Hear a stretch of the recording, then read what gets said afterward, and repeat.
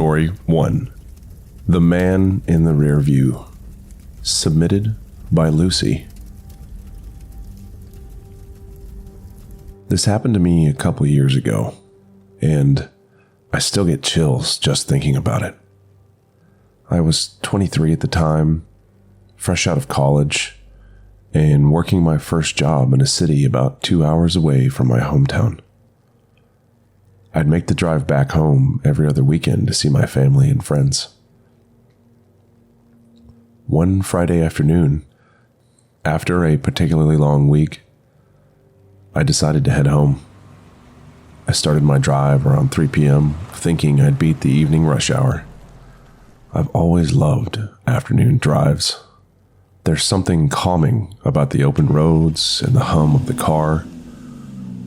But that day was different. About an hour into my drive, I noticed a car behind me. It wasn't too close, but it was the only other car I could see on the road.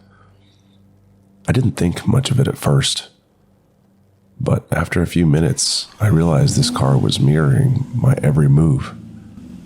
If I changed lanes, it changed lanes. If I sped up, it sped up.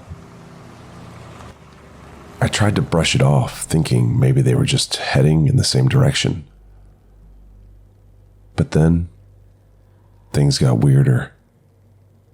I decided to take an exit that I normally wouldn't, just to see if the car would follow. And of course, it did. At this point, I was getting scared. I told myself to stay calm. Maybe it was just a coincidence. I took a few random turns trying to lose the car, but it stayed right behind me. I remembered reading somewhere that if you think you're being followed, you should drive to a police station. In my panic, I couldn't remember where the nearest one was. So, I did the next best thing. I pulled into the busiest gas station I could find. I thought the car would just drive past, but it didn't. It pulled in right behind me. I locked my doors and grabbed my phone, ready to dial 911.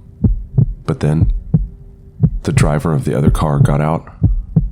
It was a man, probably in his 40s, with a scruffy beard and a baseball cap pulled low over his eyes. He walked up to my window and knocked. I was frozen in fear, but I managed to crack the window just a bit.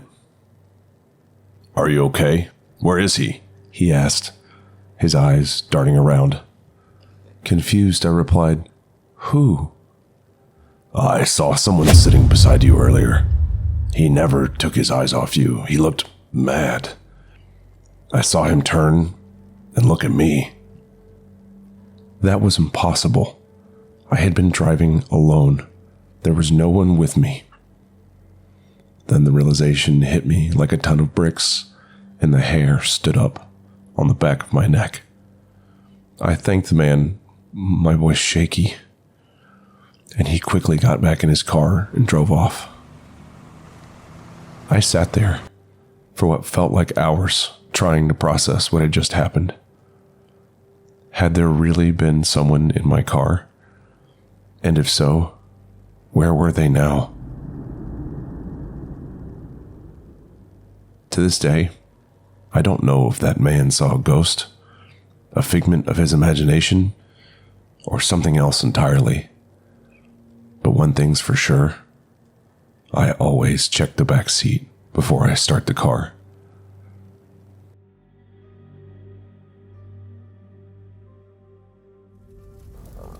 Story 2. The Empty Seat. Submitted by Sabbatha. I was a bus driver for a small town. Not the most glamorous job, I know, but it paid the bills. I was one of the few female drivers, and being in my early 20s, I was also one of the youngest. Most of my routes were during the day, but occasionally I'd get the late night shifts. Those were always a bit eerie because the roads were mostly empty and the dim streetlights barely lit up the surroundings. One particular night, I was driving the last route of the day.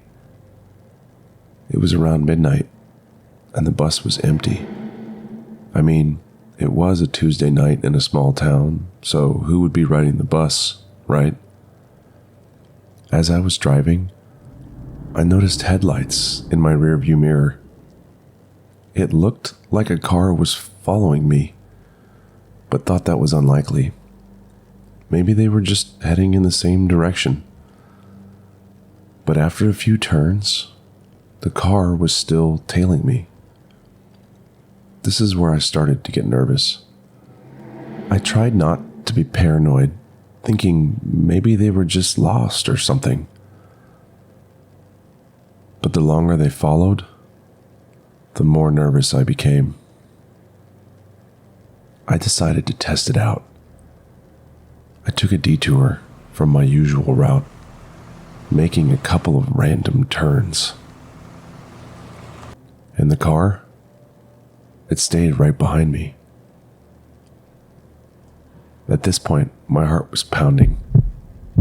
I thought about calling the police, but what was I going to say? Hey, there's a car following my bus? I needed to be sure. So, I pulled into an empty parking lot, thinking they'd just drive past. But they didn't. They pulled in behind me, blocking my exit. Panic set in. I locked all the bus doors and tried to stay calm. I was about to call 911 when a woman from the car started frantically waving at me. She looked genuinely concerned, not threatening, so I cracked my window. She was shouting, "There's someone on your bus. I saw him. He seemed dangerous. I saw him hiding on the seats where you won't be able to see him, and we followed you to make sure you were okay." I was confused. "There's no one on this bus," I replied, my voice shaking. She was adamant. "I saw him. He was sitting at the back, staring right at us. We got a really bad feeling, so we decided to follow you." An icy chill ran down my back. I had checked the bus before starting my route. It was empty. I always did a thorough check because, safety first. But what if I missed someone? What if there was someone hiding? With the woman and her friend watching my back, I turned to look down the aisles, slowly. As I cautiously walked, checking each seat, my heart was in my throat. Every little sound made me jump. But there was no one. The bus was empty. Relieved, I returned to the front. The woman looked as confused as I felt. "I swear I saw someone," she said, her voice quivering. I thanked her and her friend for their concern. They left, and I finished my route, constantly checking my rearview mirror, half expecting to see someone sitting at the back. To this day, I don't know what really happened. Maybe it was a trick of the light, or maybe the woman was just seeing things.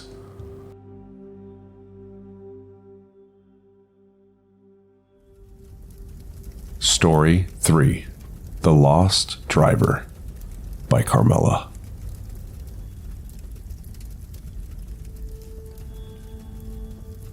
I used to be a bus driver. Not the school kind, but the city kind. Most of my shifts were during the day, but occasionally I'd get the late night ones. Those were the worst.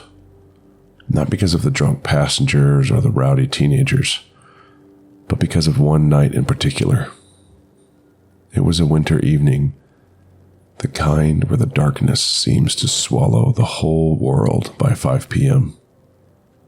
I was driving the last bus of the night, which meant I'd be done by midnight.